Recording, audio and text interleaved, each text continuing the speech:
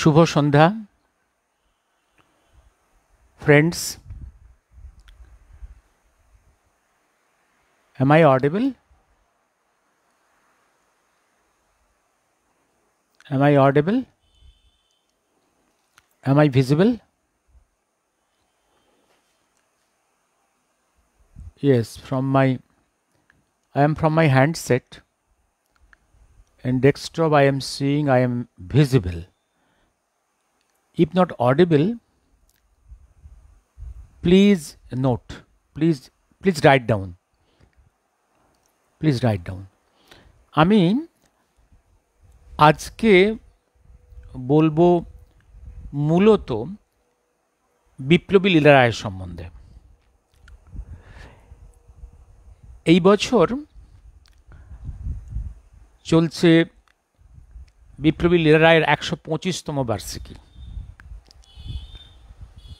সেই সঙ্গে শ্যামাপ্রসাদ মুখার্জির ১২৫তম বার্ষিকী, আর ভারত সেবা ইন্ডিয়ান অ্যাসোসিয়েশনের তার ১৫০তম বার্ষিকী। যেহেতু এগুলোর সঙ্গে যুক্ত আছি, তাই কিছু বলা আমার উচিত এবং কর্তব্য এবং অধিকার। আজকে আমি আগে শ্যামাপ্রসাদ সম্বন্ধে কিছু বলেছি, ভারত সেবা সম্বন্ধে কিছু বলেছি। ভারত সেবা সম্বন্ধে যে কথাগুলো আমি বলি, তাতে অনেকেই ভারত সেবার খুব বিরক্ত হন। আমি যে প্রশ্নটা বারে বারে করে আসছি আজকে 10 বছর ধরে, যে সারেন্ডারনাথ ব্যানার্জি, যিনি এত পরিশ্রম করে এবং তার সহযোগীরা ভারত সভা তথা ইন্ডিয়ান অ্যাসোসিয়েশন তৈরি করলেন as India's number first all India political body, সেটা কীভাবে তারা ত্যাগ করলেন, নিজেরাই নিজেদের সৃষ্টিকে ত্যাগ করলেন, ত্যাগ করে কংগ্রেসে জয়েন করলেন। এই প্রশ্নের খোঁজার চেষ্টা করেছিলেন প্রফেসর রমেশ মজুমদার।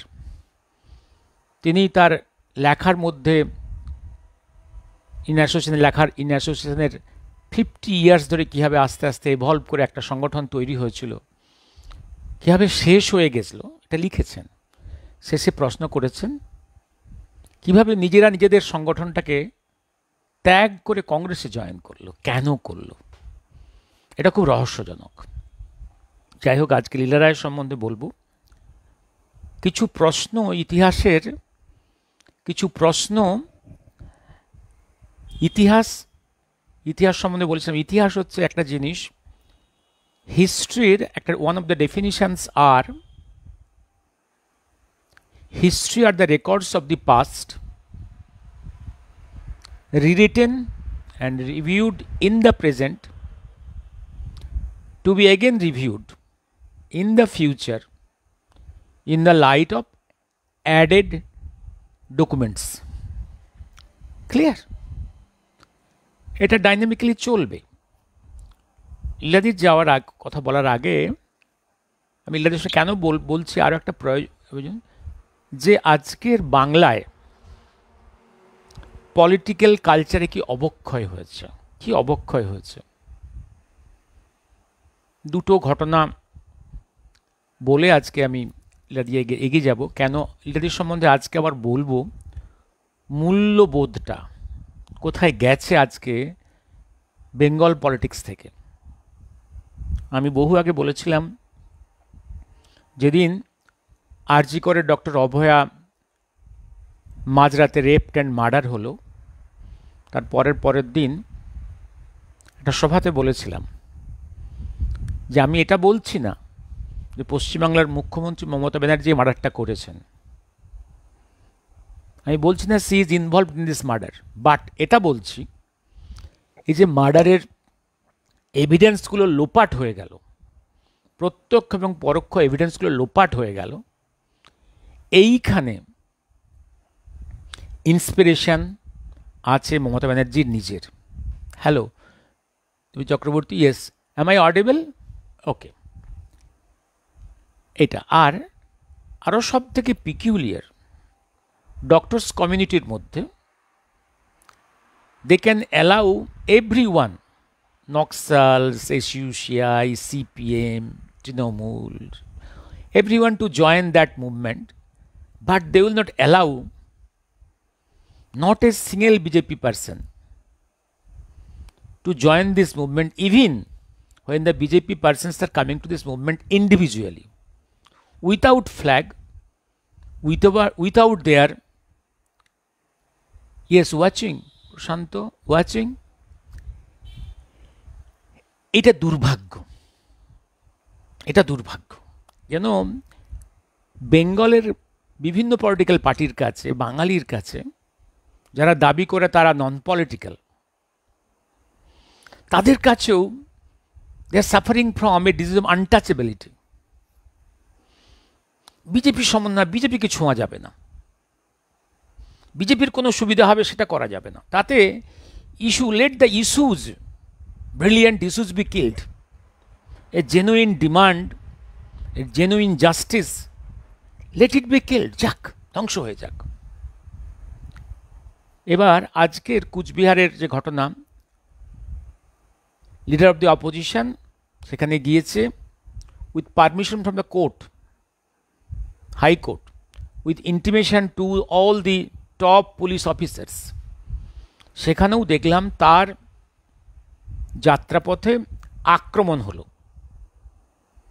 আক্রমণ কারা করলো আপনারা দেখেছেন, কোন কোন ফ্ল্যাগ উড়েছে তাদের হাতে দেখেছেন। এরপরও কিছু লোক বলছে না, এটা হচ্ছে তৃণমূলের সঙ্গে বিজেপির got up game. Got up game, ঠিক আছে, অ্যাসিউমিং গট আপ গেম। তো এই গট আপ গেমে টিএমসিপি বিজেপিকে পাইয়ে দেবে কেন, কেন হেল্প করবে? কারণ এই ঘটনার মধ্যে তো বিজেপি লাভবান হলো, তারা ইস্যু পেল। তাহলে টিএমসিপিএম কেন বিজেপিকে ইস্যুটা তুলে দেবে? বরং টিএমসিপির পক্ষে ভালো হবে সিপিএমকে বুস্ট করা, অন্য পার্টিকে বুস্ট করা, যারা বিজেপির ভোটটা কাটলে টিএমসিপির জয়ের সুবিধা হবে। যেমন এই মুহূর্তে গ্রাম বাংলার প্রচুর জায়গায় আমি খবর পাচ্ছি সিপিএমের অফিস খোলার জন্য টিএমসিপি হেল্প করছে ফিজিক্যালি এবং ফিনান্সিয়ালি। তাহলে এখানে কেন গট আপ গেমটা হবে? আর তাছাড়া আবার টিএমসিপি বলছে না, এটা জনগণের ক্ষোভ, তারা বিজেপিকে পছন্দ করে না, ক্ষোভে তারা, জনগণের মনের ক্ষোভ উতরে উঠেছে। তাই যদি হয় তাহলে ফ্ল্যাগগুলো কোন পার্টির? টিএমসি কথাও বলেছে যে ফ্ল্যাগগুলো আমরা দিইনি, এগুলো আমাদেরকে বদনাম করার জন্যে এই আমাদের ফ্ল্যাগগুলোর ব্যবহার করেছে। একথা তো কোনো টিএমসিপির লোকাল নেতা, রাজ্যস্তর নেতা কেউ তো বলেনি। আজকে খুব দুঃখ হয় বলতে, পশ্চিমবাংলার পলিটিক্সে রক্তক্ষরণ, ডেড বডি পলিটিক্স চলছে আজকে near about more than 40 years, and this was started by the communists. এই ইলেকশনের আগে পরে মাঝারে এই রক্তক্ষয় ছিল এক সময় বেঙ্গলের সঙ্গে বিহার, ইউপির কিছু কিছু জায়গাতে। বিহার, ইউপিতে রক্তক্ষরণ বন্ধ হয়ে গেছে। Political murders and election related murders কিন্তু বন্ধ হয়ে গেছে, বেঙ্গলে কন্টিনিউ করছে। যেটা সিপিএম স্টার্ট করেছে, দ্যাট ইজ কন্টিনিউইং। এটাই ট্র্যাজেডি, বাংলার ট্র্যাজেডি। আর একটা জিনিস বলেছিলাম, দুপার বাংলা ইকুয়ালি, সিমালটেনিয়াসলি, একই সঙ্গে স্টেপ বাই স্টেপ টার্বুলেন্ট হবে। এবার আমি আসছি আজকে আমি আসছি, হ্যাঁ, আরেকটা কথা কি আমাকে আজকে দেখতে হলো এই জিনিসটা, মমতা ব্যানার্জি নিজের গলার ওড়নাটা খুলে আমাদের বিদ্যাসাগরের ছবিতে গলায় দিলেন। কেন ইমাজিন, এটা কত বড় ইনসাল্ট, কত বড় ইনসাল্ট। কেউ কখনো কোনো ব্যক্তি নিজের গলার ওড়না বা মালা নিজে হাতে খুলে একজন মনীষীর গলায় পরাতে পারে? এ কীরকম পাগলামো, উন্মাদনা! এ কত বড় অপমান মনীষীকে! বহুদিন দেখেছি উনি কোনো মঞ্চে আছেন, পায়ের কাছে মনীষীদের ছবি। এ তো ওনার পলিটিক্যাল কালচারের মধ্যে এসে গেছে, ওনাদের পার্টির মধ্যেও এসে গেছে। এরা এরা এরা বাঙালিকে তার বাংলা ভাষার গৌরব নিয়ে, বাঙালির গৌরব নিয়ে কথা বলতে এসছে। যাদের পার্টির ডিস্ট্রিক্ট নেতা পুলিশ অফিসারের মা এবং বউকে নিয়ে খিস্তি করে রেকর্ডটা গোটা পৃথিবীর লোক দেখতে পায়, কোনো অ্যাকশান হয় না, তাদের কাছ থেকে কালচার আর যাই হোক অন্য কিছু শিখব না। আরেকটা জিনিস বলে রাখি, মমতার একটা পরিষ্কার এজেন্ডা, পরিষ্কার। এই যে প্রথম ও চেষ্টা করেছিল ওয়েস্ট বেঙ্গলের থেকে ওয়েস্ট কথাটা বাদ দেওয়া, শুধু বেঙ্গল। কেন ওয়েস্ট কথাটা কেন বাদ হবে? এজেন্ডা হচ্ছে ওয়েস্ট কথাটা বাদ দিয়ে ইতিহাস থেকে মুছে ফেলা, যে একসময় এই বাংলার একটা অংশ ওপারে পড়ে আছে, এবং একসময় যে ওয়েস্ট বেঙ্গল তৈরি হওয়ার যে ট্র্যাজিক কাহিনীটা, সেই ট্র্যাজিক কাহিনীটাকে ইতিহাস থেকে, মানুষের মন থেকে মুছে ফেলো। কোন প্রেক্ষাপটে ওয়েস্ট বেঙ্গল তৈরি হয়েছিল সেই প্রেক্ষিকটা যেমন না কেউ জানার চেষ্টা করে। এই ধান্দাটা, এই মুখে বলেছিলেন যে ওয়েস্ট কথাটা বাদ গেলে, আমি বেঙ্গল বি হয়ে গেলে, আমি অ্যালফাবেটিক্যালি আমার স্টেটটা আগে এসে গেলে আমি আগে পার্লামেন্টে কথা বলার সুযোগ পাব। আরেকটা জিনিস বলে রাখি, এই যে সিপিএম তার 34 ইয়ার্স তার রুলের সময় যে বহু মিলিয়ন ওপার বাংলার মুসলিম মিলিটেন্ট ঘুরিয়েছিলেন, তাদেরকে রেশন কার্ড দিয়েছিল, সেই একই প্রসেস তো উনি কন্টিনিউ করছেন, আরও এক্সাজারেটেড ওয়েতে। এবং আজকে এটা পরিষ্কার, এই যে বাংলা ভাষা নিয়ে কথা বলছেন, যে যেই বাংলা ভাষায় কথা বলবে তাদেরকে যেমন না তাড়ানো হয়। মানে একটা এক্সাম্পল দিই, ইংরেজি ভাষায় কথা বলে পরিষ্কার কটা কান্ট্রি, তাদের ন্যাশনাল ল্যাঙ্গুয়েজ হচ্ছে ইংরেজি। UK, USA, Australia, New Zealand. কোনো অস্ট্রেলিয়ান বা নিউজিল্যান্ডার বা আমেরিকান যদি ইংল্যান্ডে গিয়ে ইলিগালি ঢুকে পড়ে উইথাউট প্রপার পারমিশন, সে কি বলতে পারবে যে আমি ইংলিশ বলি অথবা আমি ইংলিশম্যান, আমি ইংল্যান্ডের লোক?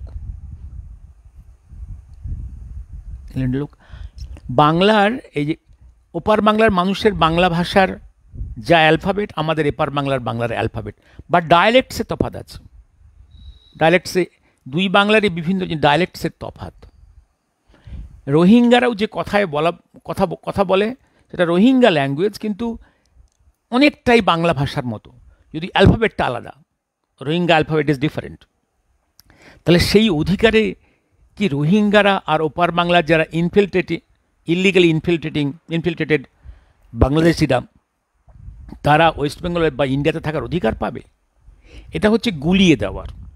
অর্থাৎ একটা জিনিস বহু আগে বলেছিলাম, ওয়েস্ট বেঙ্গলের বিভিন্ন বর্ডার ডিস্ট্রিক্টে এবং অ্যাজ এ হোল ওয়েস্ট বেঙ্গলের ডেমোগ্রাফিক চেঞ্জ করে ওয়েস্ট বেঙ্গলকে পলিটিক্যালি ভালনারেবল করা, ইন্ডিয়াকে ভালনারেবল করা, এইটা হচ্ছে ওনার এজেন্ডার। উনি যে ডিপ স্টেটের এজেন্ট, ফরেন পাওয়ার্সদের এজেন্ট, এটা উনি বারে বারে প্রমাণ করছেন। এবার আসছি লীলাদির ওখানটাতে।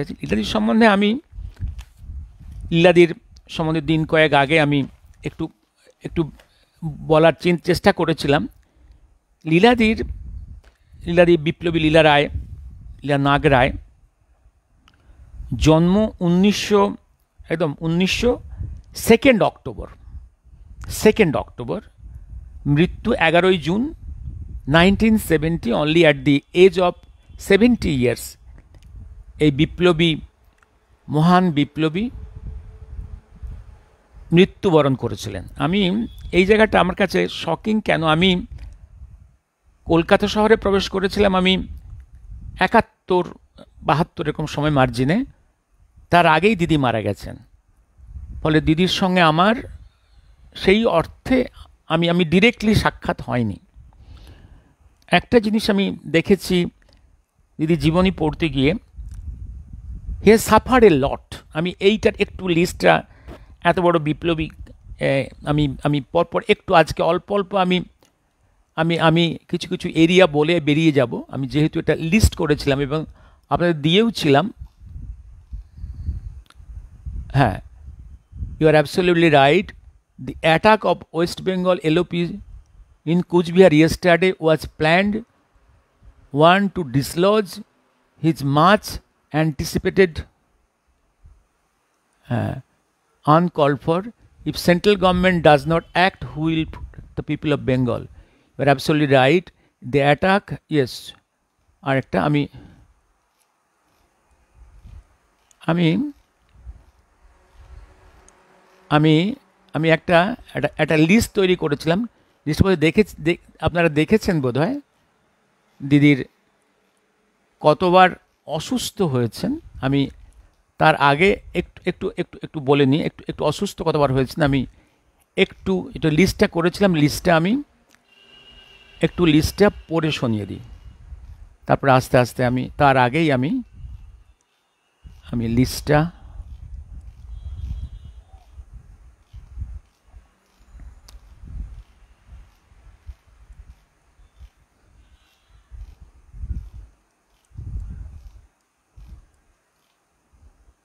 হ্যাঁ, life of revolutionary Leela Roy from a doctor's view point লিখেছিলাম ফেসবুকে, দেখুন আপনারা। Born on 2nd October 1900 at Goalpara, Assam. বাবার নাম Girishchandra Nag. He was first class first in philosophy from Calcutta university. He was associated to Brojensil as teacher in Ravenshaw College in Kotok as teacher. Maternal grandfather Prakash Chandra Dev Chaudhary, first Indian superintendent in Assam Secretariat. হ্যাঁ, এটা ছিল ব্রাহ্ম সমাজের। আর academic লাইফটা ওনার দেওঘর দিয়ে শুরু হয়েছিল। বাবা যেহেতু চাকরি করতেন বিভিন্ন জায়গাতে ব্রাহ্ম সমাজে, এবার academic life, A school in Deoghar, সেখান থেকে ঢাকার ইডেন স্কুলে, সেখান থেকে কলকাতার বেথুন, ইংলিশ নিয়ে পড়াশুনো, ইংলিশে honours. He was first class first in honours from the college. এবার তারপর ইনি চলে যান ঢাকা ইউনিভার্সিটিতে। There he is the first post graduate of Dhaka university. তার আগে মেয়েদের পড়াশুনোর কোনো অধিকার ছিল না ঢাকা বিশ্ববিদ্যালয়ে। He was the first post graduate in Dhaka university. আর অনেক অসুখ ভুগেছেন উনি। মানে ফার্স্ট 1943 হচ্ছে 1943 when he was in a Presidency jail, তার সিভিয়ার পেটে পেন হয়। আমি এই রেকর্ডটা দেখছিলাম, এটা সম্ভবত it was cholecystectomy. Another heart attack in 1959. 1943-তে কোলেসিস্টেক্টমি, তারপর 1943-তে জেলখানাতে থাকাই অবস্থায় কোলেসিস্টেক্টমি, গলব্লাডার অপারেশন। 1955-এ মাইল্ড করোনারি অ্যাটাক। 1959-এ অ্যানাদার হার্ট অ্যাটাক। 63-তে রেটিনাল হেমারেজ। 67-এ লেফট ফিমার ফ্র্যাকচার। ডিসেম্বর 67-এ এগেন লেফট ফিমার ফ্র্যাকচার। ওটা রাইট ফিমার ছিল, এটা হচ্ছে লেফট ফিমার। 1960 এর massive CVA and she remained unconscious for 30 months to die on 11th June 1970 at 12:20 p.m.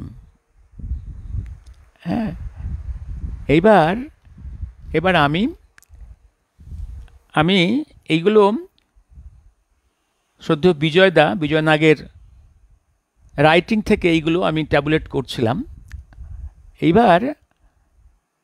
এবার আমি আসছি লীলাদি একদম ঢাকাতেই যখন উনি ফার্স্ট পোস্ট গ্র্যাজুয়েট, ইলাদি তার একদম পাশ করার আগে থেকেই মূলত সি ডেডিকেটেড টু সমাজসেবা এবং শিক্ষা। গ্রামীণ লোকেদের জন্য নৈশ বিদ্যালয়, মেয়েদের জন্য নৈশ বিদ্যালয়, একদম স্কুল, নিজের চেষ্টায় ঢাকার বিভিন্ন নিজের অনুগামীদের মেয়েদের নিয়ে দীপালি সংঘ তৈরি করেছিলেন। দীপালি সংঘ মূলত ঢাকার শিক্ষিত মেয়েদের নিয়ে তৈরি একটা সমাজ সংগঠন।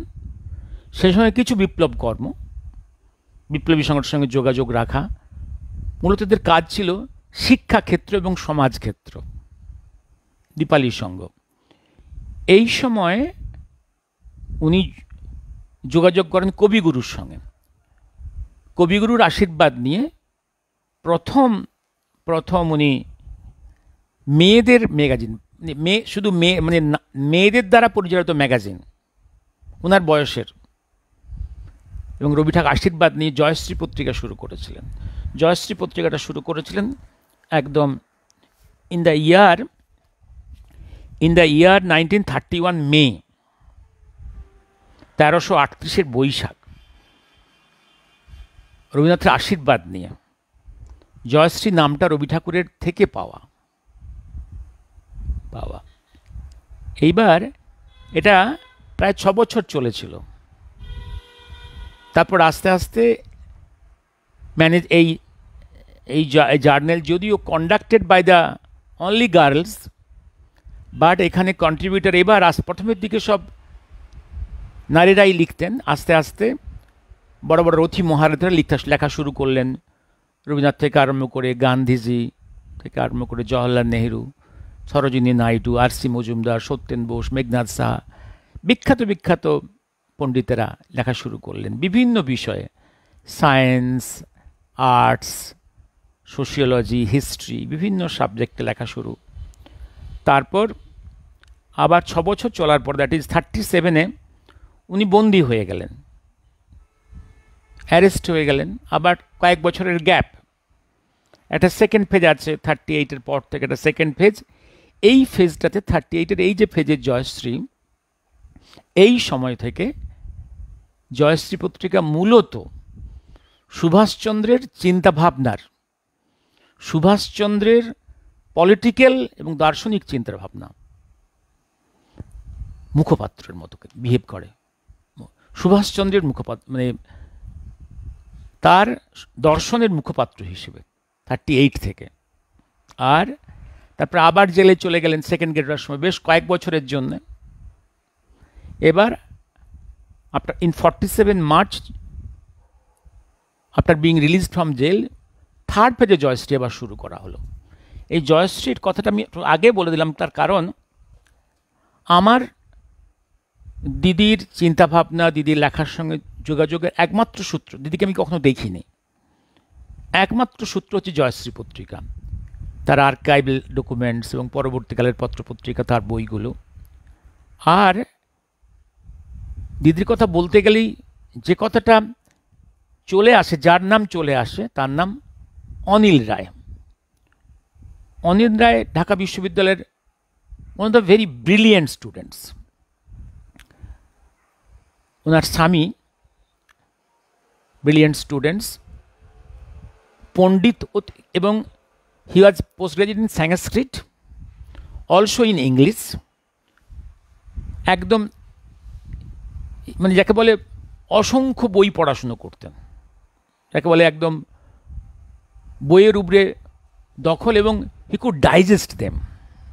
জেলখানা থেকে বই নিয়ে পড়াশুনো করতেন। এবং কুস্তিগির, রবীন্দ্র রচনাবলী মুখস্থ, রবীন্দ্রনাথের গান অনর্গল গাইতে পারতেন, গলার স্বর খুব সুন্দর, খুব সফট বিহেভিয়ার, এবং একটা বিপ্লবী সংগঠনের স্রষ্টা। তার নাম শ্রীসংঘ, ঢাকা কেন্দ্রিক শ্রীসংঘ। এবং মনে রাখবেন, এই যে বিপ্লবী লীলা রায় এবং অনিল রায়, এই দুইজন ওপার বাংলায় নেতাজির ওয়ান অফ দ্য মানে মাইটিয়েস্ট ফলোয়ার্স, এবং তাদের থ্রু দিয়েই সুভাষচন্দ্রের ওপার বাংলায় জনগণের সঙ্গে যোগাযোগ, একটা বড় এরিয়া। আমি একটু বলে রাখি, সেই সময় 30s বাংলার যে কংগ্রেস, বাংলার কংগ্রেস, টু পলিটিক্যাল কথা বলতেই হবে, পলিটিক্যাল কংগ্রেস, 30s বাংলার কংগ্রেস হচ্ছে প্রভিন্সিয়াল কংগ্রেস। ব্রিটিশ ইন্ডিয়াতে যে কংগ্রেস পার্টি, তার বিগেস্ট প্রভিন্সিয়াল ইউনিট। সেই সময় ব্রিটিশ বেঙ্গল হচ্ছে politically, geographically, economically most important. এবং কংগ্রেসের এআইসিসির যত মেম্বার্সের ম্যাক্সিমাম নাম্বার বেঙ্গল থেকে। Congress party vibrant in Bengal. কিন্তু এবং সেই যে ইউনিটটা, মানে কংগ্রেসের প্রাণ কেন্দ্র হচ্ছে বেঙ্গল।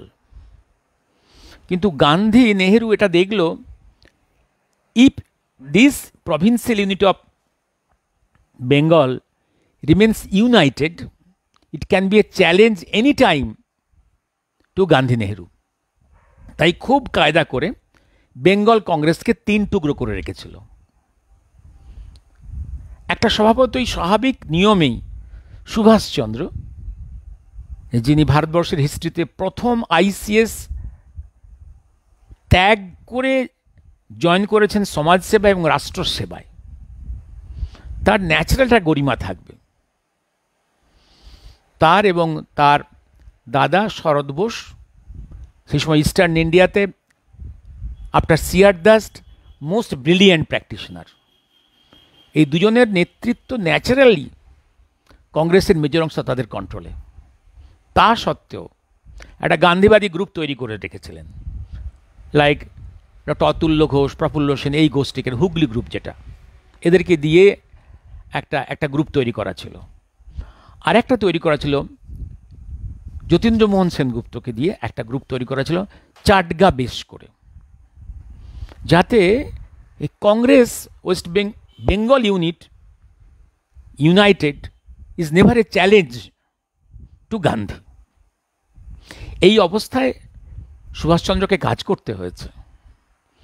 এই সময় এই অনিল রায় এরা এবং বেঙ্গল ভলেন্টিয়ার্স গ্রুপ, শ্রীসংঘ এবং বেঙ্গল গ্রুপ, এরা ছিল সুভাষচন্দ্রের একদম খুব তীব্র ফলোয়ার। যে জন্যে দেখবেন না, যখন কংগ্রেসের হিস্ট্রিতে প্রথম ইলেকশন হচ্ছে for the post of the all India president, তখন সুভাষচন্দ্র তা সত্ত্বেও বেঙ্গল থেকে ম্যাক্সিমাম ভোট পাচ্ছেন। এবার আসছি আমি, এবার আরেকটা জিনিস, এই বিভিন্ন সংঘাতময় জীবন, সুভাষচন্দ্রের সংঘাতময় জীবনের প্রেক্ষাপটেও সুভাষচন্দ্রের আদর্শকে, অনেক ফলোয়ার, আদর্শকে, দর্শনকে যিনি লেখায় রূপ দিয়েছিলেন, আর্টিকেলস এবং বুকসে রূপ দিয়েছিলেন সব থেকে সুন্দরভাবে। অনেকেই চেষ্টা করেছিলেন, সব থেকে সুন্দরভাবে, অনেকটা সার্থকভাবে, তার নাম অনিল রায়। অনিল রায়ের সে পাণ্ডিত্য ছিল, কারণ এত বড় মানুষটাকে একটা ক্যানভাসে ধরা, নেতাজির মতো এত বড় একটা, সুভাষচন্দ্রের মতো এত বড় একটা ব্যক্তিত্বকে, এত বড় একটা দার্শনিক ব্যক্তিত্ব, একটা বিপ্লবী চরিত্র, এত বড় স্টেটসম্যান কে একটা ক্যানভাসে ধরা, এ সবার পক্ষে সম্ভব নয়। যারা সুভাষচন্দ্রকে 30, 40, 50, 60 ইয়ার্স পড়াশুনো করে যাচ্ছে, অনেককে চিনি আমি, তারাও এখনো সুভাষচন্দ্রকে পুরো বুঝতে পারেননি। এত বড় একটা মানুষকে, তার ব্যাপ্তি, তাকে বোঝা কঠিন। অনিল রায় মাত্র বেঁচেছিলেন মাত্র 53 বছর। তারও পরে জেলখানায় বসে বসে 3-এর দশকে তিনি অনেকগুলো বই লিখেছিলেন। একদম তখন 3-এর দশকে তো জেলখানায় বিপ্লবীরা প্রবেশ করছে আর কমরেড হয়ে বেরিয়ে আসছে। তার কারণ একদম ব্রিটিশ খুব প্ল্যান করেই কমিউনিস্ট লিটারেচারগুলোকে জেলখানায় ঢোকাচ্ছিল, যাতে এই কমিউনিস্ট লিটারেচার বিপ্লবীদের মনের মধ্যে ঢুকে যায়, ঢুকে so that the imagination, the fantasy of becoming communist, the fantasy of converting the land into a communist land, এইটা খাওয়াতে পারলেই ব্রিটিশের লাভ। তাহলে কোনটা আগে দরকার? সংগ্রাম ওই ভারতীয় ক্যাপিটালিস্ট যারা জমিদার যা তাদের বিরুদ্ধে সংগ্রামটা প্রায়োরিটি, না ব্রিটিশকে তাড়ানোটা প্রায়োরিটি? এই দ্বন্দ্ব তৈরি করা যাবে। ব্রিটিশ জনগণের শত্রু, না দেশের যারা মধ্যবিত্ত, যারা জমিদার, যারা ধনী, তারা ভারতীয়দের শত্রু? এই কনফিউশন সৃষ্টি করা যাবে।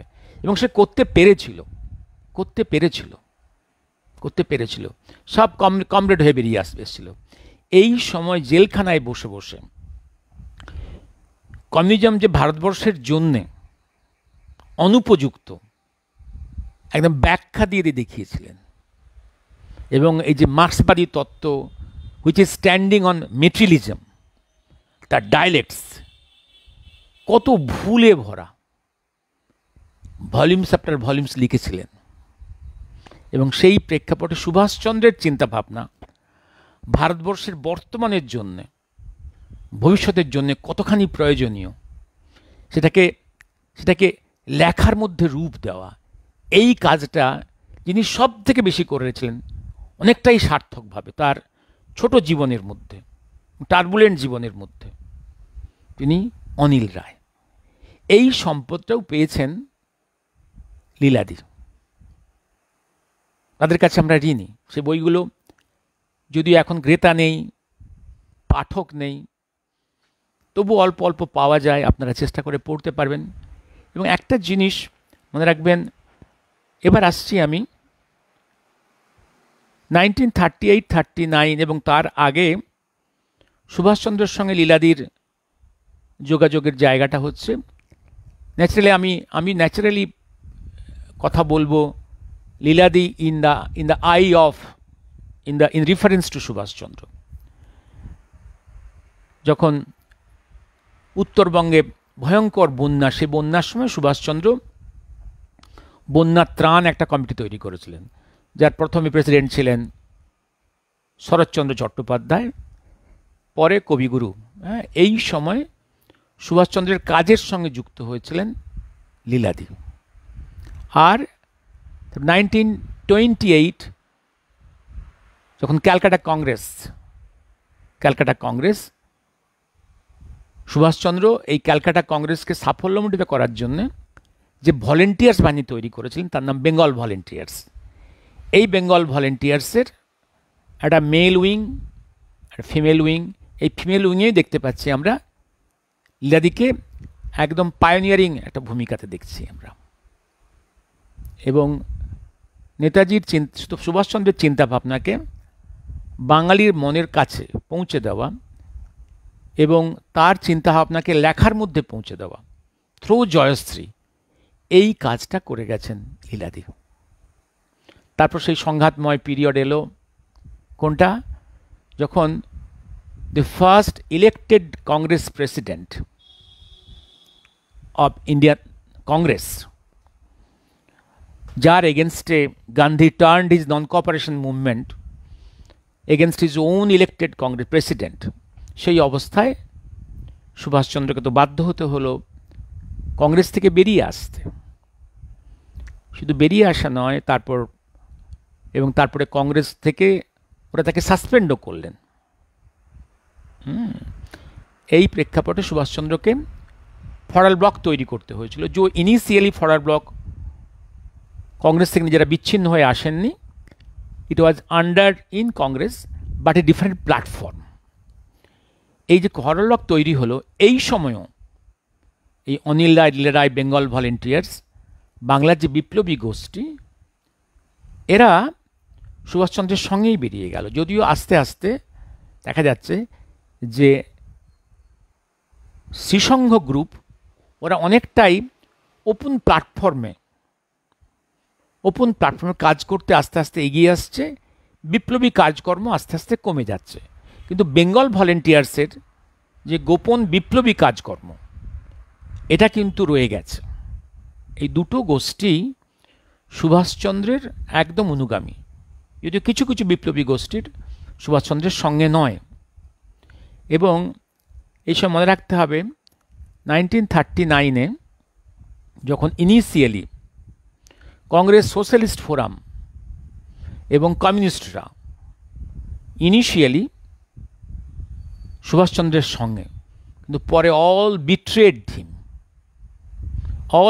হিম, যে জন্য সেই সময় ভারতবর্ষে সুভাষচন্দ্রের প্রস্তাবিত লেফট কনসলিডেশন, যে গান্ধীজির নেতৃত্বের একটা প্যারালাল ভারতবর্ষে, কারণ গান্ধীজি তখন তো কংগ্রেসের dictator, not even being a চারানা member of the Congress, he is the dictator of the Congress, এবং সেটা ব্রিটিশের অঙ্গুলি হিলে নেই, ব্রিটিশের নির্দেশেই। কারণ গান্ধীর ক্ষমতার উৎস হচ্ছে ব্রিটিশ, বহুবার বলেছি।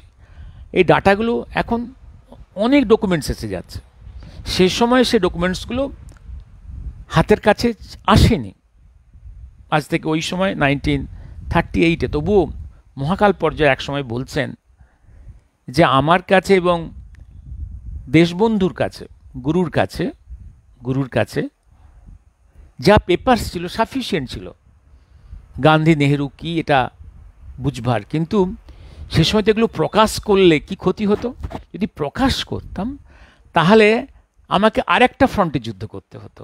একটা ফ্রন্ট তো ব্রিটিশ, তাহলে আরেকটা ফ্রন্টের সঙ্গে যুদ্ধ করতে হতো। তো আমার তখন টার্গেটটা কি? আমার টার্গেট তো ব্রিটিশ ফার্স্ট। আমি দুটো ফ্রন্টে যুদ্ধ করে আমি কেন শক্তি ক্ষয় করতে যাব, এই বোকামিটা কেন করতে যাব? তখন তো গান্ধী নেহেরু আমার ফার্স্ট টার্গেট নয়, এনিমি নয়, ব্রিটিশ আমার এনিমি। আমি কেন ব্রিটিশের বিরুদ্ধে সংগ্রামটাকে দুর্বল করতে যাব? সেই তথ্যগুলো অনেকগুলোই আজকে বেরিয়ে আসছে। Gandhi Nehru basically British agents. সেই সময় সেই দুর্নীতি যখন কংগ্রেস সোশ্যালিস্ট গ্রুপ, মানে যারা পরে সোশ্যালিস্ট পার্টি তৈরি করলো, কমিউনিস্ট গ্রুপ যারা, সিপিআই যারা, অল বিট্রেড সুভাষচন্দ্র। এবং এই বিট্রিয়ালটা যদিও socialist party during second great 42 August আন্দোলনের সময় অনেকটা রেভলিউশনারি রোল প্লে করেছে, এবং পরবর্তীকালেও সুভাষচন্দ্রের রোলকে তারা পজিটিভ ওয়েতে প্রেজ করেছে, কিন্তু ওই সময় বিট্রে করেছিল। কমিউনিস্টরা কিন্তু এই বিট্রিয়ালটা কন্টিনিউ করে গেছে। 39 থেকে যে বিট্রিয়াল শুরু করেছে তারা, এই বিট্রিয়াল অ্যান্টি সুভাষ 42তেও করেছে। তারপরেও তোমার during the whole great war, যখন সুভাষচন্দ্র বার্মা বর্ডারে, তখনও এনিমি হিসেবে কাজ করেছে। ইভিন ট্রায়ালের সময়ও এবং পরবর্তীকালেও আজও পর্যন্ত each communist is the enemy of Subhash Chandra and his thought process and his values and his principles, if not proved otherwise. Don't take a communist as a man to respecting Subhash Chandra. If not, there are only few exceptions jara declare communist but Subhash premi, only few exceptions. এবার আমি আসছি তারপরের লীলাদির এই যে যখন, এবার একটা জিনিস মনে রাখবেন, এই যে যখন সুভাষচন্দ্রের সঙ্গে কবিগুরুর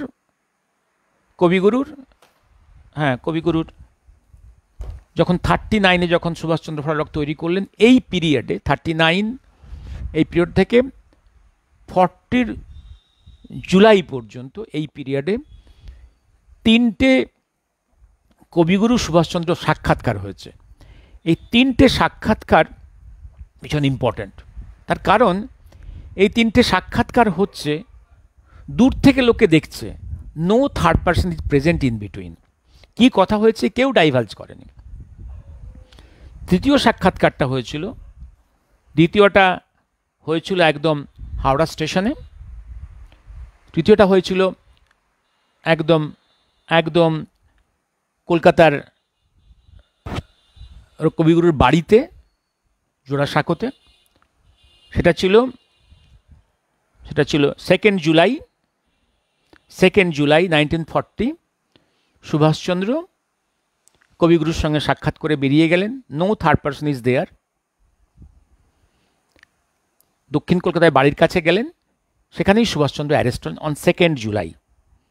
এটাই হচ্ছে সুভাষচন্দ্রের যে 20 বছর ভারতবর্ষে ছিলেন, 1921 to 1941 জানুয়ারি, এই যে 20 বছর ইন পলিটিক্স, 13 বছর তো জেলখানাতে, অ্যান্ড ইন এক্সাইল। তাহলে কাজ করেছেন মাত্র 9 বছর ফ্রি, তার মধ্যে একটা বড় অংশ আবার ইউরোপে এক্সাইল্ড। এটাই ছিল ভারতবর্ষের মাটিতে ওনার last arrest by the British, 13th arrest. এই অ্যারেস্টে যাওয়ার আগেই উনি ফরওয়ার্ড পত্রিকার সম্পাদকের দায়িত্ব দিদিকে দিয়ে গেছিলেন, লীলাদি এরপর থেকেই ফরওয়ার্ড পত্রিকার সম্পাদক। এবং সুভাষচন্দ্র তার আগে যে 14 জুন 1940 নাগপুরে যে ফরওয়ার্ড ব্লকের যে সেকেন্ড অল ইন্ডিয়া কনফারেন্সটা করেছিলেন, তাতে যে স্পিচটা দিয়েছিলেন, সেই স্পিচটার যেখানে প্রথম উনি বললেন অল পাওয়ার টু পিপল, এই যে একটা বিশাল স্পিচ, এইটাকে দিদি তারপরেই কলকাতায় এসে ফরওয়ার্ড ব্লকের সম্পাদকীয়তে লিখলেন। এই সম্পাদকীয়টা হচ্ছে লীলাদির নিজের হাতের লেখা, যেটা পরবর্তীকালে বহুদিন এটা ফরওয়ার্ড ব্লকের একটা important slogan, all power to people. এটা কিন্তু লীলাদির হাতের ড্রাফটিং। তার আগে সুভাষচন্দ্রের নিজের হাতের ফরওয়ার্ড ব্লক পত্রিকা যে নিজের হাতের যে সম্পাদকীয়, সেটা হচ্ছে 18 মের শেষ ওনার সম্পাদকীয়, the day of reckoning. Day of রেকনিংটা কি? যে জাগছে, তোমরাও জাগো, সিচুয়েশনটা জাগছে, ডে অফ রেকনিং। কারণ তার আগে 1939-এই মেরিনা বিচে একটা বিশাল জনসভা, প্রায় 1 লক্ষ লোকের জনসভায় উনি বক্তৃতা শেষে একটা জিনিস বলেছিলেন, যে 6 মাসের মধ্যে সেকেন্ড গ্রেট ওয়ার শুরু হচ্ছে। তার সেই ফোরকাস্টটা লেগেছিল। সেকেন্ড গ্রেট ওয়ার শুরু হয়েছিল, জার্মানি পোল্যান্ড আক্রমণ করলো, সেখানে শুরু হয়েছিল। এবং সেকেন্ড গ্রেট ওয়ার শুরু হওয়ার পরেই এইটা তার এই আর্টিকেল মে মাসে 1940 18 মে নিজের হাতে ফরওয়ার্ড ব্লক পত্রিকাতে তার লাস্ট যে editorial article, the day of reckoning. এবার আসছি আমি তারপর লীলাদির রোল। লীলাদি হচ্ছে, এবং তার আগে 1938-এ যখন সুভাষচন্দ্র ভারতবর্ষের প্রথম প্ল্যানিং কমিশন তৈরি করলেন, সেই প্ল্যানিং কমিশনেও ওমেন্স উইংয়ে দিদির জন্য একটা ভালো পজিশান ছিল। কারণ দিদির মতো একটা এত বড় সংগঠক, কবিগুরু নিজে বলে গেছেন যে তার দেখা, কবিগুরু নিজের ভাষা, আমার দেখা এশিয়ার মাটিতে এত বড় নারী সংগঠক আমি দেখিনি কোথাও। এটা কবিগুরু নিজের কথা। আর জয়শ্রী শব্দটা উনি লীলাদির সম্বন্ধেই বলেছিলেন, সেই নামেই জয়শ্রী পত্রিকা। জয়শ্রী বলেই উনি অভয় বানিয়ে দিয়েছিলেন যে তুমি এগিয়ে যাও, পত্রিকা শুরু করো। হ্যাঁ, এই নামেই পত্রিকা। আর আমি উত্তরবঙ্গ বন্যার টানে লীলাদির কাজ বললাম। ওনার ঢাকার চারধারে বিভিন্ন নাইট স্কুল, বাচ্চাদের জন্য স্কুল। আর জেলখানায় উনি তো একদম, জেলখানাতে যত নারী বন্দিরা থাকতো ওনার সঙ্গে, উনি সবাইকে পড়াতেন। সে হচ্ছে ভেরি গুড টিচার। এবং ওই জেলখানায় বসে তার সঙ্গিনীরা অনেকে ম্যাট্রিকুলেশন পাস করেছে, অনেকে তার উপরে অনেকে পোস্ট গ্র্যাজুয়েট হয়েছে, জেলখানায় বসে বসে পড়াশুনো করেছেন। গান শেখাতেন, রিসাইটেশন শেখাতেন, হাতের কাজ শেখাতেন। উনি ওপার বাংলায় বিভিন্ন সেলফ সাফিসিয়েন্ট, এই যে আজকাল গ্রামে দেখছি সেলফ সাফিসিয়েন্ট গ্রুপস, মেয়েরা হাতের কাজ করবে, উনি ঢাকাতে 3-এর দশকে এই কাজগুলো করে গেছেন। ওনার তৈরি করা school, primary school, high school এখনও আছে। নামগুলো ইসলামিক বাংলাদেশ নামগুলো পাল্টে দিয়েছে, অনেক কিছু ধ্বংস হয়ে গেছে, কিন্তু কিছু বেঁচে আছে এখনো। এবং নারীদের নিজেদের হাতে কাজ করার জন্য কিছু সংগঠন তৈরি করা, সেই সংগঠনটা পরবর্তীকালে কলকাতাও শিফট করেছিল। সেইগুলো অনেক গরিব মানুষ হাতের কাজ করে, গরিব মহিলারা সেলফ হওয়ার চেষ্টা করেছেন। এই যে কাজ, এবং তারপর এবং এই বিপ্লবী গোষ্ঠী এরা কখনো they are always against partition. Partition তো হলো, তারপরেও লীলাদি এবং অনিল রায় তাদের সবাই they tried to stay with Hindus minorities, তাদের সেই দুঃখের সঙ্গী হয়ে থাকতে চেষ্টা করেছেন আপ টু আরও কয়েক বছর। কিন্তু ওখানে অত্যাচার এত ভয়ঙ্কর রূপ নেয় যে চলে আসতে হয়। They have to come to Calcutta, settle permanently here. জয়শ্রীর হেডকোয়ার্টারও এখানে চলে আসে, কাজকর্ম শিফট করে এখানে আসে। এবং এখানে আসার আগে ওই বেঙ্গলে মাইনরিটির জন্যে উনি মুভমেন্ট শুরু করেন তাদের ভালোর জন্যে। ওপার বাংলায় east Bengal minority welfare central কমিটির উনি ছিলেন সেক্রেটারি। উনি চেষ্টা করেছেন সবার যে মাইনরিটি হিন্দুরা রয়ে গেছে তাদের সংঘবদ্ধ করে তাদের ভালো মন্দের জন্যে উনি চেষ্টা করেছেন, কিন্তু থাকতে পারেননি, চলে আসতে হলো এপার বাংলায় এসে আবার এখানে রিফিউজি সেটেলমেন্টের জন্য উনি আন্দোলন করেছেন। সে সময় ওয়েস্ট বেঙ্গলের অ্যাসেম্বলিতে একটা বিল পাস হয়ে গেছিল, অ্যাক্টের রূপ নিয়েছিল, যেটা হচ্ছে কি এই ওপার বাংলা থেকে মানুষেরা এসে যে বিভিন্ন জায়গাতে জবরদখল করে সেটেলমেন্ট করেছে, বস্তি তৈরি করেছে, উচ্ছেদের জন্য, এভিকশনের জন্য একটা অ্যাক্ট তৈরি হয়েছিল। এই অ্যাক্টকে ডিমোলিশ করার জন্য, অ্যাক্টের বিরুদ্ধে উনি আন্দোলন করেছেন। Resettlement of refugees and of persons in occupation of land, and এই যে আবার রিসেটেলমেন্ট অফ দ্য রিফিউজিজের জন্যে সেই সময় সরকারকে নতুন অ্যাক্ট করেছেন, যে অ্যাক্টে এই যে এভিকশনের যে আইটেমটাকে রিমুভ করা হয়েছিল। এবং এই যে রিফিউজি সেটেলমেন্টের জন্যে উনি ওয়ান অফ দ্য পায়োনিয়ার্স। এবং এই সময় দেখছি আমরা উনি তখন তো ফরওয়ার্ড ব্লকের মধ্যে, উনি ব্যক্তিগতভাবে এবং ফরওয়ার্ড ব্লকের মধ্যে থেকে উনি এই কাজগুলো করেছেন। সেই সঙ্গে আরেকজন অনেক বড় কাজ করেছেন, তিনি শ্যামাপ্রসাদ মুখার্জি, তার ইন্ডিভিজুয়ালি এবং হিন্দু মহাসভার পক্ষ থেকে।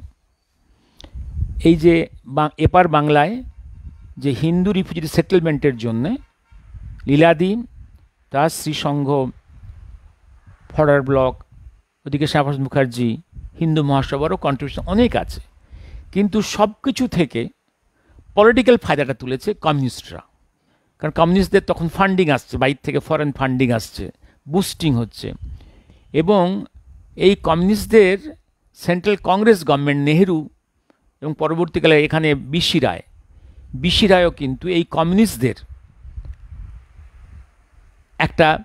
একটা গোপনে একটা হেল্প করে গেছে, যাতে পশ্চিমবাংলায় যাতে কমিউনিস্টরা রাইজ করে, ফরওয়ার্ড ব্লক ধ্বংস হোক, হ্যাঁ, হিন্দু মহাসভা ধ্বংস হোক, কমিউনিস্ট রাইজ করুক। এইটা ছিল একটা secret boosting from Nehru and BC Roy, এটা কিন্তু ছিল। এবং পরে দেখবেন আপনারা এই সব কিছু থেকে মুনাফা লুটেছে কমিউনিস্টরা। এই কমিউনিস্টরা রিফিউজিদের আবার ক্ষতিও করেছে। কীরকম ক্ষতি করেছে? একদম ক্ষতি। যখন প্রথম লট আন্দামানে সেটেলমেন্ট হলো, তারা জাহাজে করে চলে যেতে পেরেছিল। যে মুহূর্তে কমিউনিস্টরা দেখতে পেল একটা লট চলে গেছে, এবার তারা আন্দোলন শুরু করলো, না আমরা আন্দামানে কাউকে যেতে দেব না, কারণ আন্দামানে গেলে বাঙালিত্ব ধ্বংস হয়ে যাবে। এটা সরকার চক্রান্ত করছে, বাঙালিত্ব ধ্বংস করার চেষ্টা করছে। আর কাউকে ওরা আন্দামানে সেটেলমেন্ট করতে দিল না, জাহাজে উঠতে দিল না। ভয়ঙ্কর নোংরা আন্দোলন শুরু করলো। অথচ দেখবেন আপনারা যদি আন্দামান যান, আন্দামানে প্রথম লর্ড যারা গিয়েছিল তারা 15 একর করে জায়গা, প্রায় 30-35 বিঘা করে জায়গা পেয়েছে। They are the richest persons in Andaman area, richest person. তারা তো প্রতি বছর 4-5 লাখ টাকার শুধু নারকেল সুপুরি বিক্রি করে। That the richest person. Bengali Hindu রিফিউজিদের ক্ষতি করলো কমিউনিস্টরা, ক্ষতি করলো, ওরা ক্ষতি করলো। এবং ওরা শুধু পলিটিক্সটাই বোঝে। এবং পরবর্তীকালে খাদ্য আন্দোলনে লীলাদির সবার, কারণ খাদ্য ক্রাইসিস একটা শুরু হয়েছিল 5-এর দশকেই শুরু হয়েছিল। কারণটা হচ্ছে, কারণ নেহেরু ক্ষমতায় এসে এগ্রিকালচার পলিসির নিয়ে ভাবেনি। এগ্রিকালচার যে একটা সাবজেক্ট আছে সেটা নিয়ে ভাবতে হবে, এটা মাথার মধ্যে, উনি কোনো কিছু সাবজেক্টই বুঝতেন না, এটাও বোঝেননি। ফলে ভারতবর্ষে একটা ফুড ক্রাইসিস শুরু হলো। সে সময় খাদ্য আন্দোলনে তিনি পায়োনিয়ার। তারপর আরও বিভিন্ন আন্দোলনের মধ্যে এবার আসছি আমি লীলাদির আরেকটা জায়গায়। এবার আমি কতক্ষণ হলো? অ্যাবাউট 50 মিনিটস হয়ে গেছে। আমি আরেকটু মিনিট 10 বলে আমি থেমে যাব। আমি এবার একটা জিনিস আমি একটু বলে দেব, একটা জিনিস, এই যে হ্যাঁ, এই জায়গাটা আমাকে বলতেই হবে। এই যে সংঘাতটা, এই যে এবার ফরওয়ার্ড ব্লক ভাঙছে, ফরওয়ার্ড ব্লক ইজ ব্রেকিং। এবার আস্তে আস্তে দেখা যাচ্ছে একটা হচ্ছে কমিউনিস্ট পার্টিকে রাইজ করানোর জন্য একটা ইন্টারন্যাশনাল চক্রান্ত আছে, কংগ্রেসের বুস্টিং আছে। এইবার তার ফান্ডিং আছে।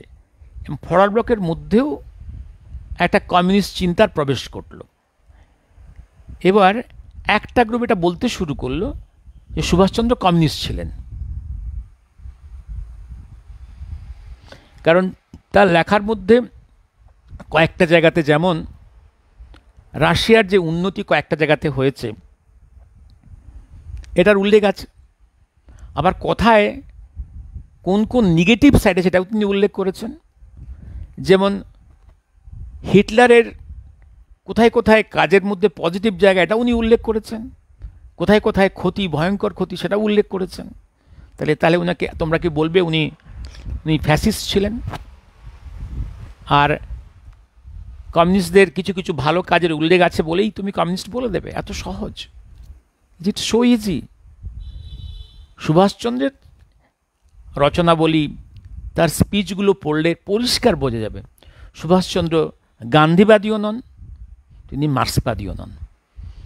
সুভাষচন্দ্রের চিন্তাভাবনার বেসিক কতগুলো জায়গা হচ্ছে লার্নিং ফ্রম নেচার থেকে শিক্ষা নাও, নেচার, সমাজ, হিস্ট্রি, হেরিটেজ থেকে শিক্ষা নাও, হিস্ট্রি, হেরিটেজ, নেচার থেকে শিক্ষা নাও। এবং যা কিছু আনন্যাচারাল, যা কিছু হিস্ট্রি, হেরিটেজ এবং নেচারের সঙ্গে অ্যাটাচড নয়, সেটা কখনো মানুষের উপকারে আসবে না। হিস্ট্রি, হেরিটেজকে একদম বেস করে তোমাকে এগোতে হবে। মানুষের যে নিজস্ব যে ক্যারেক্টারিস্টিক্স, এটাকে রেসপেক্ট করে এগোতে হবে। আর একটা হচ্ছে প্লুরালিজম। বিভিন্ন ভাবধারা থেকে যেখানে যা আছে তার ভালো ভালো কম্পোনেন্টসগুলোকে নাও, সবটা নেওয়া সম্ভব না। আর সিনথেসিস, সবগুলোকে নিয়ে নতুন করে সিনথেসিস করা। শুধু মিক্সচার করলে হবে না। Mixture has got no its own property. মিক্সচারের নিজস্ব কোনো it will not be reactive, it will not be active. একে একটা কম্পাউন্ডের রূপ দিতে হবে।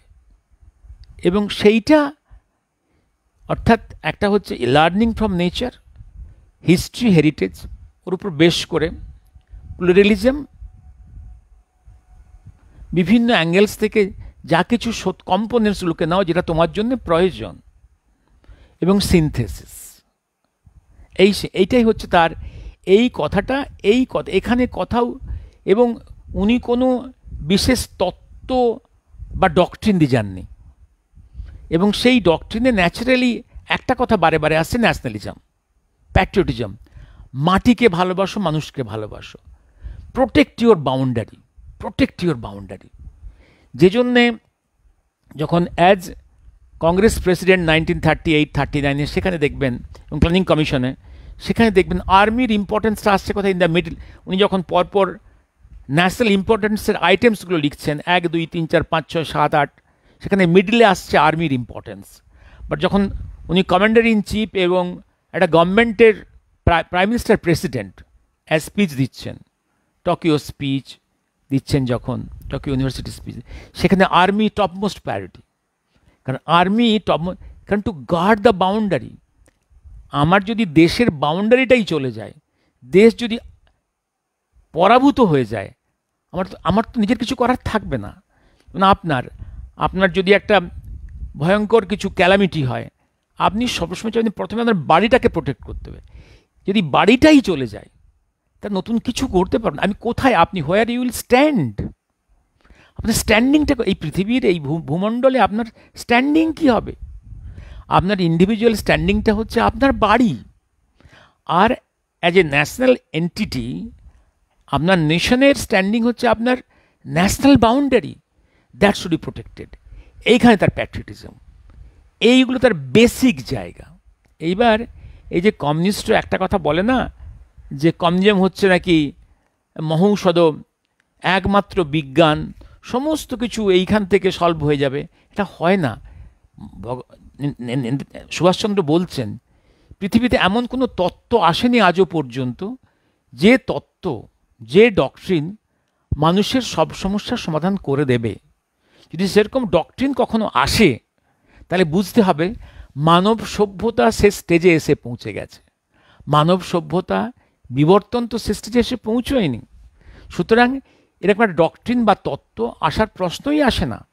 মানুষের সভ্যতা এগোচ্ছে, বিবর্তিত হচ্ছে, নিত্য নূতন আবিষ্কার, নিত্য নূতন মানুষের ডিমান্ড, বিভিন্ন প্রবলেমসগুলো রাইজ করবে, সেইগুলোকে সলভ করতে করতে মানুষকে এগোতে হবে। সুতরাং সুতরাং সুতরাং সুতরাং শেষ কোনো ইডিওলজি, কোনো ডক্ট্রিন, কোনো কিছুই শেষ হতে পারে না। এবার এই কথাটা আরও এমফ্যাটিক্যালি বলেছিলেন কোন প্রেক্ষাপটে? যখন আবিসিনিয়া দখল করে যখন মুসোলিনি খুব নৃত্য করছিল, তখন মুসোলিনির সঙ্গে গা ঘষাঘষি করার জন্যে, মুসোলিনিকে প্রেজ করার জন্যে নেহেরু একটা বড় স্পিচ দিয়েছিল। কি স্পিচ? প্রথমে একটা সময় বলেছিল যে আমি যদি থাকতাম ইটালিতে, তাহলে আমি তোমার সঙ্গে আমি এটা সেলিব্রেট করতাম। হ্যাঁ, আর তারপরে আরেকটা স্পিচ দিয়েছিল যে আজকে পৃথিবীর যে সংকট, এই সংকটময় মুহূর্তে মানুষের কাছে either they have to accept fascism or has to accept communism. যেন ফ্যাসিজম এবং কমিউনিজম ছাড়া পৃথিবীতে আর কিছু থাকতে পারে না, আর কিছু নেই, আর কিছু আসতে পারে না। এরই প্রতিবাদে উনি আরও এমফ্যাটিক্যালি বলেছিলেন, যদি এই কথাকে অ্যাকসেপ্ট করতে হয়, তাহলে বুঝতে হবে যে মানুষের বিবর্তন শেষ স্তরে এসে পৌঁছেছে, আর কোনো নতুন চিন্তা আসবে না। না, তা তো হতে পারে না। মানুষের বিবর্তন চলছে এবং নতুন আবিষ্কার আসবে, ডক্ট্রিন আসবে, চিন্তাভাবনা আসবে, তার সঙ্গে অ্যাডজাস্ট করে মানুষকে যেতে হবে। শেষ বলে কোনো কথা আসবে না, আসতে পারে না। সুতরাং যারা এই যে কমিউনিস্ট হয়ে ফরাল ব্লককে একসময় কমিউনিস্ট বানিয়ে দেওয়ার চেষ্টা হলো এবং করেও ছিল, এই প্রতিবারে ইলাদি এবং তার গ্রুপকে সঙ্গে দ্বন্দ্ব শুরু হয়। দ্বন্দ্ব শুরু হতে এবার এই জায়গাটা হিস্ট্রিটা আমাকে একটু ক্লিয়ার হতে হবে। এবার ওদেরকে ফরাল ব্লক তাড়িয়ে দিছিল না ওরা নিজেরা বেরিয়ে গেছিলেন, এই জায়গাটা আমাকে একটু দেখতে হবে।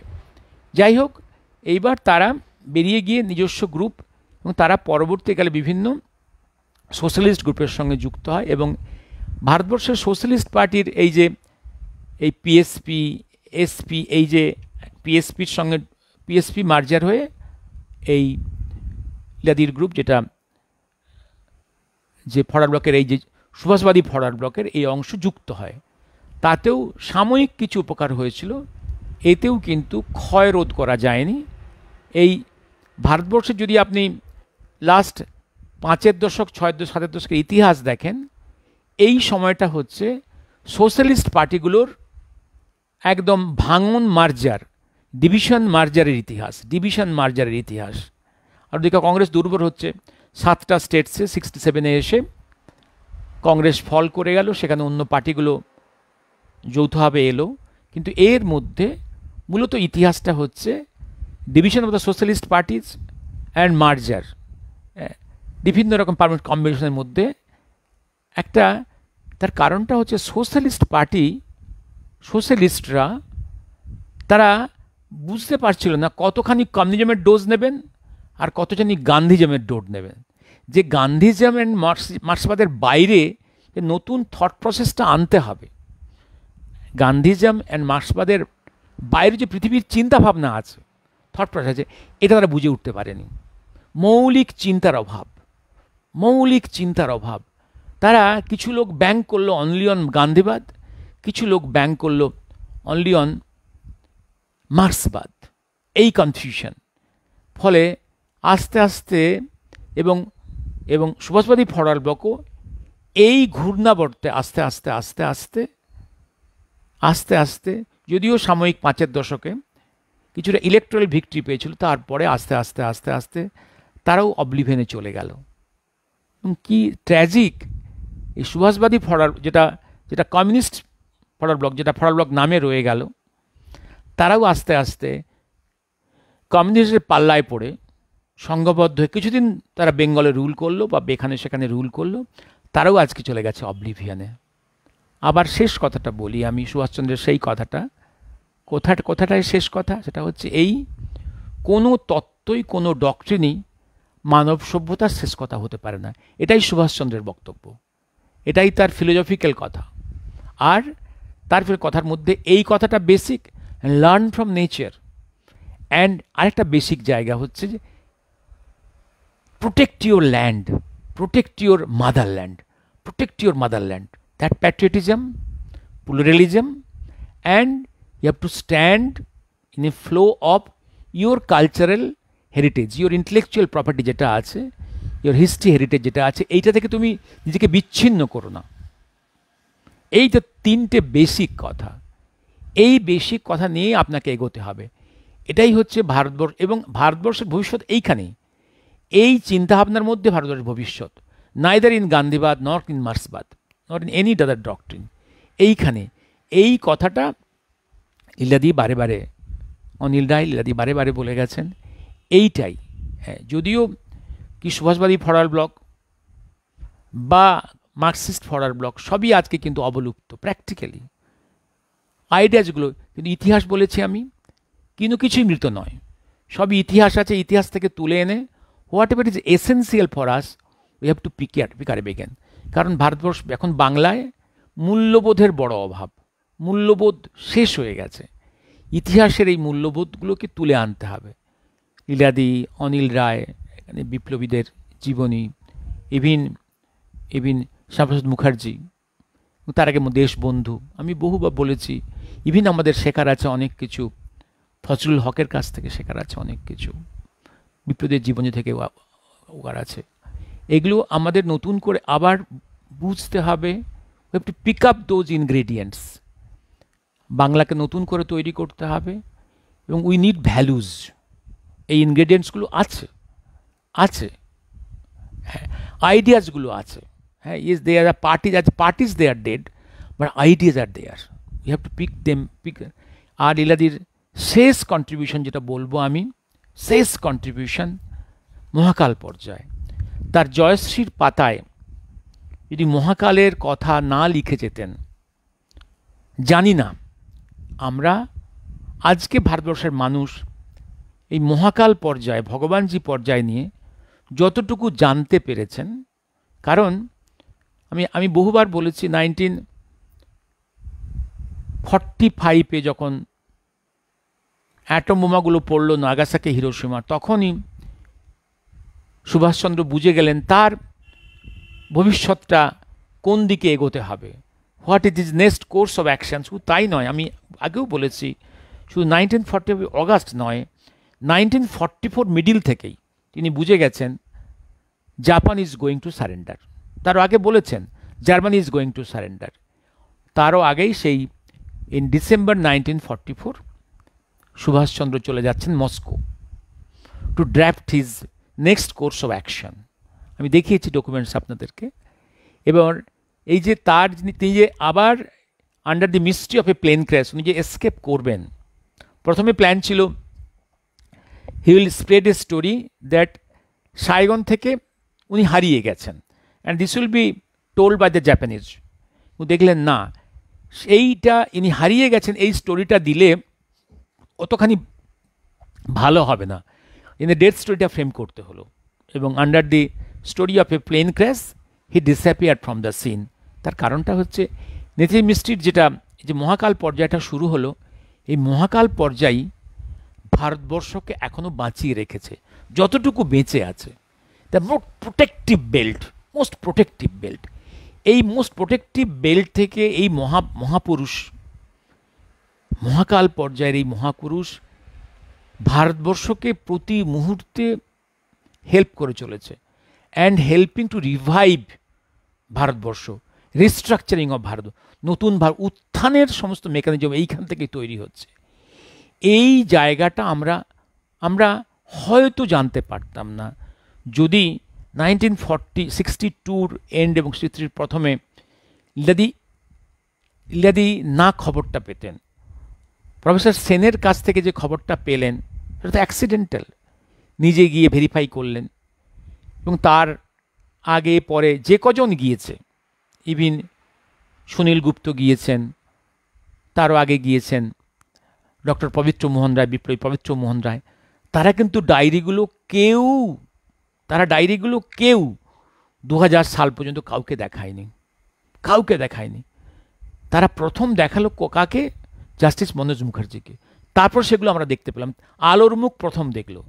এবার কিছু কিছু কথা একমাত্র কোথায় ছিল? 1963 অনওয়ার্ডস ইলাদির যে সম্পাদকীয় এবং তার যে ওই মহামানব আসে, তার যে মহাকালের উপরে যে একটু একটু করে লেখা, খণ্ড বিচ্ছিন্ন করে, আবছা ছায়া, কেন আবছা করে লেখা, কেন খণ্ড বিচ্ছিন্ন করে? কারণ তার নির্দেশ, তোমরা যদি আমার কথা ইন কন্টিনিউটি ছেপে দাও তাহলে শত্রুরা সব বুঝতে পারবে, তাহলে আমার প্ল্যান প্রোগ্রাম ধরা পড়ে যাবে।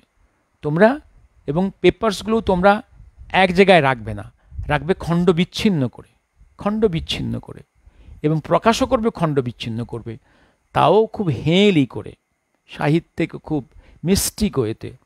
যতটুকু এই জয়শ্রীর পাতায়, পরবর্তীকালে ওই মহামানব আসেতে এই পাতায় বেরিয়েছে, এই সূত্র না পেলে হয়তো আমরা জাস্টিস মনোজ মুখার্জি কমিশনে আমরা মহাকাল পর্যায়টাকে আমরা